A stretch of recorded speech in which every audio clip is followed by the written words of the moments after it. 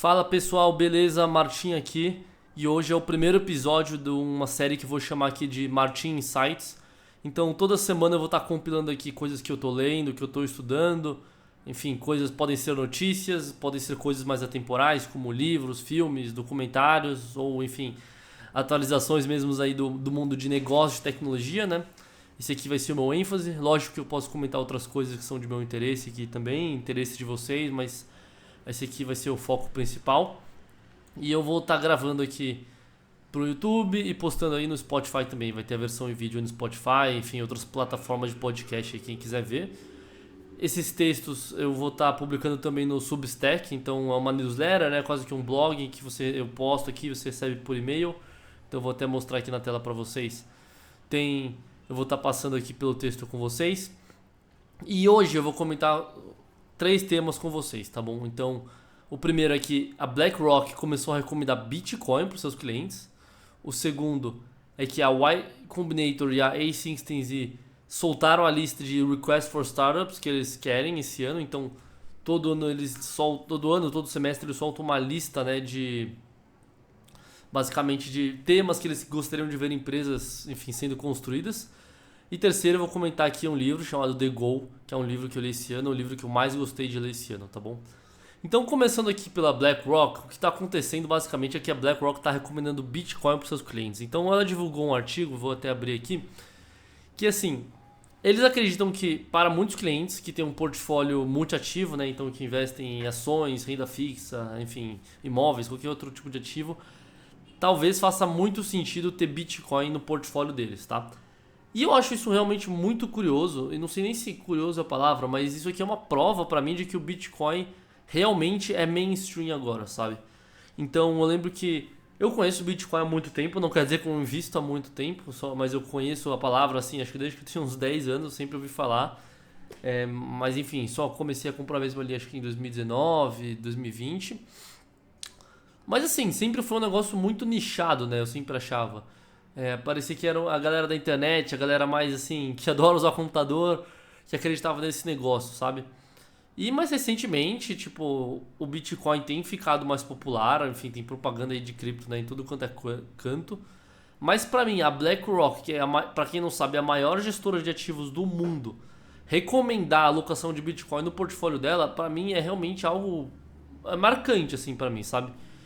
Então, eu vou dar uma passada aqui, vocês podem ler com calma no texto depois. Mas o resumo é assim: desde 2009, né, o Bitcoin ele, enfim, tem surgido e sendo consumido aí, né? Consumido não, né, mas tem sido negociado aí por várias pessoas. Mas assim, que nem foi o que eu acabei de comentar, um negócio de nicho assim. Só que ele tem algumas características que são muito interessantes. Então, por exemplo, ele tem uma oferta limitada, né? A gente sabe quantos bitcoins podem ser emitidos no mundo, até acho que 2100, 2150, não lembro agora o ano exato. E ele é descentralizado, né? Então nenhum governo consegue controlar ele, emitir mais moeda, que uma moeda, enfim, de um governo tradicional, né? Isso implica que caso a demanda por esse ativo, não importa o motivo, mas caso a demanda por esse ativo aumente, ele muito provavelmente vai valorizar, sabe? E ultimamente tem rolado alguns fatos, algumas notícias que comprovam que a demanda pelo Bitcoin, a adoção do Bitcoin, enfim, pela população, pelos governos, está aumentando, assim. Sabe, então tem alguns países que adotaram o Bitcoin como reserva nacional. Tem um caso mais extremo lá do El Salvador, que o Bitcoin é moeda nacional mesmo. O presidente, enfim, recém-eleito, o Donald Trump, ele também deu várias declarações a favor do Bitcoin. Tudo isso mostra que a adoção dele está aumentando e logo o preço dele deve subir também, tá? E é essa a tese principal aqui da BlackRock para investir. E aí por que ela fala que o Bitcoin é bom, enfim, para esses investidores que, enfim, investem em diversos ativos? O primeiro ponto é que ele não é muito... No longo prazo, ela acha que o Bitcoin não vai ser muito correlacionado com esses mercados tradicionais. Então, o valuation do Bitcoin, que nem eu falei, ele não é um valuation de fluxo de caixa, que nem um imóvel, que nem uma empresa, assim, né? Ele não gera caixa o Bitcoin. Então ele é muito uma questão de oferta e demanda, assim. Então no longo prazo ele tende a ter uma descorrelação razoavelmente grande, assim, em relação aos ativos, o que geralmente é bom para um portfólio, tá? E além disso, além de ele ser descorrelacionado, né, o motivo de por que ele sobe ou baixa o preço dele é completamente diferente, né, do que dessas empresas, assim. Então eles até comentam aqui, né, por exemplo, tá, beleza, faz sentido você alocar Bitcoin no seu portfólio por esses motivos, mas qual é o tamanho, né, que você deveria alocar no seu portfólio, né? Então eles pegam basicamente as Mag 7. Então quem não conhece, são 7 empresas. Eu vou até pesquisar aqui para não errar. Mag 7 Stocks. Que são a Apple, a Alphabet, que é o Google, né? A Amazon, Tesla, Meta e faltam duas. Espera aí. Aqui, a Alphabet, a Amazon, Apple, Meta, Microsoft, Nvidia e Tesla, né? Então são 7 empresas aí que recentemente, tipo, subiram muito no mercado financeiro nos últimos anos aí. E são todas empresas de tecnologia que são, tipo, enfim, muito lucrativas, e aí os caras chamam, né, de Magnificent Seven. Então, tipo, as empresas magníficas, assim. E essas empresas cresceram tanto de tamanho que se você pega os principais ETFs, né, os principais fundos de índice, assim, esses fundos são muito concentrados nessas empresas, sabe?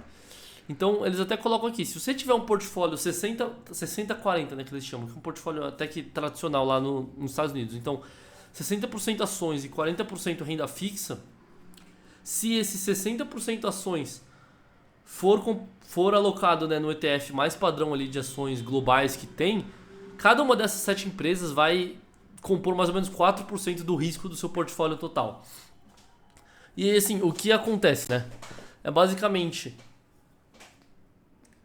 Você já está concentrado em algo, em empresas que são muito grandes, enfim, tem o risco delas, então você já está concentrado.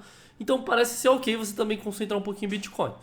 A única coisa que ele recomenda, em vez de você colocar 4%, você colocar 2%. Então é um pouco menor, né, da exposição que você teria a essas Mag 7, justamente porque a volatilidade desse ativo é maior. E segundo eles, o Bitcoin eventualmente poderia ir para zero. Tem esse risco de ir para zero. Assim. Eles acham que não vão, mas eles acham que tem esse risco. Então, caso ele vá efetivamente para zero, enfim, você perdeu esse dinheiro, né? Uma perda permanente. Diferente das ações, que eles acham que ainda tem um valor tangível ali, que, enfim, tem fluxos de caixas mais consistentes, é um negócio menos arriscado, então você pode ter uma exposição maior, tá? Então, em resumo, é isso, assim. Se vocês quiserem ler o artigo completo, vai estar no link aí do meu Substack. Enfim, eu divulgo esse link aqui para vocês, tá bom? É bem... Achei bem legal, assim, mas o principal ponto para mim é que, assim... O Bitcoin virou mainstream, tá? É isso, assim. E a segunda coisa que eu queria comentar com vocês é que a Y Combinator e a YC querem ver mais startups de AI, sabe? Então, pra quem não conhece, a YC, né? A Y Combinator e a YC, tipo Andreessen Horowitz, é o nome do fundo lá, né? São, enfim, duas figuras, não as mais relevantes. Não sei se é a mais relevante porque tem Sequoia aí no meio também, né? Mas enfim, são duas figuras muito relevantes no Venture Capital global, assim. Então, eles investem em muitas startups, tem vários cases de sucesso. São bastante influentes nesse mundo, assim. Então toda vez que eles soltam algum conteúdo é legal de ler, enfim, eles acabam influenciando bastante gente, inclusive eu, né? E eles soltam periodicamente uma lista de que startups eles querem ver. Então esse cara fez até esse post no Twitter que ele compilou aqui. Mas assim, por exemplo, a lista da Extensinzi comenta assim, AI, ideias que queremos ver, né? Então, dinamismo americano, então investimento em energia nuclear, demanda por engenheiros que podem, tipo, fazer essa ponte de hardware, software, né, robótica, que hoje em dia tem muito engenheiro de software, não tem tanto engenheiro de software que manja de hardware, então tem essa demanda, sabe? Enfim, várias coisas aqui que eles comentaram. Tem a lista aqui também da YC. Então, um negócio que eu achei bem interessante que eles comentam aqui é bastante coisa de governo. Então, não só aumentar a eficiência, né, dos processos do governo lá dos Estados Unidos, mas também automatizar muitos processos, sabe? E como um todo, eles querem, enfim, ver infraestrutura de AI, né? Então, coisas que, enfim, ajudem a gente a desenvolver AI. E, enfim, eu até compilei aqui, acho que as 6 coisas que eu identifiquei em comum. Então, ferramentas de automação, robótica, né? Eu comentei antes. Criptomoeda, então eles querem ver essa infraestrutura financeira. Eles falam bastante ali de stablecoins, enfim, coisas do tipo. AI em sistemas verticais, interativos. Então, você tem um agente AI que faz de ponta a ponta um processo, né? Seja, por exemplo, sei lá... edição de um vídeo, ou tipo, tanto o post do roteiro até a publicação de um post em uma rede social, por exemplo, poderia ser isso aqui. E AI em governo, então, o que eu comentei antes, e infraestrutura mesmo para computação de AI. Então, data center, ou algoritmos, coisas, enfim, que otimizem justamente essa infra de AI, tá? E por último, uma terceira coisa que eu coloquei aqui pra gente ver essa semana é um livro que eu já fiz um vídeo aqui, mas que foi o livro que eu mais gostei de ler, que chama The Goal. Então ele é basicamente um livro, ele é um romance, tá? Ele foi escrito pelo Eliyahu Goldratt, então é um romance, é um carinha que ele trabalha numa fábrica, aí ele é promovido pra gerente dessa fábrica, e aí essa fábrica tá indo muito mal e ele precisa, enfim, melhorar a capacidade, enfim, capacidade não, né? Ele precisa melhorar a eficiência, enfim, o desempenho dessa planta.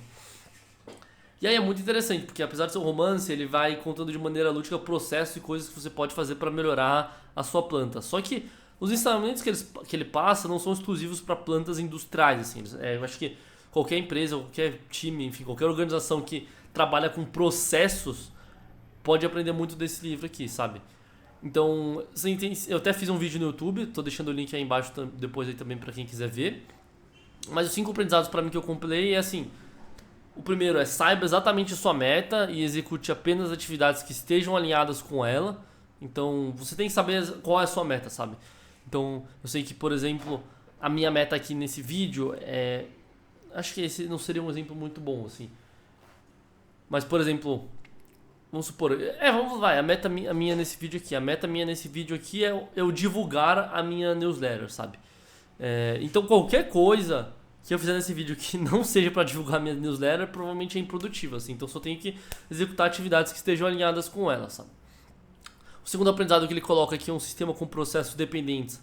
A capacidade máxima do sistema, a capacidade do processo mais lento, né? Então, se você tem um sistema que, sei lá, faz as etapas A, B, C, D e E, e aí, enfim, sequencial, né? A etapa a etapa D depende da C, a C depende da B, a B depende da A. A capacidade do sistema, a velocidade do sistema vai ser igual a do processo mais lento ali, né? Então, enfim, tem vários aprendizados aqui. Se você quiser ver o vídeo depois, eu tô colocando aí na descrição. Mas é bem interessante, assim, tá? Eu acho que se você gostou do vídeo, deixa o seu like, deixa sugestões, temas que eu posso comentar aqui. É mais alguma coisa aqui pra eu me manter atualizado e, enfim, sabe? Continuar falando com vocês, beleza? Bom, se você estiver ouvindo aí no Spotify, enfim, outra plataforma de podcast, já segue aí. Se você estiver vindo no YouTube, se inscreve no canal, deixa o like. Tamo junto, valeu!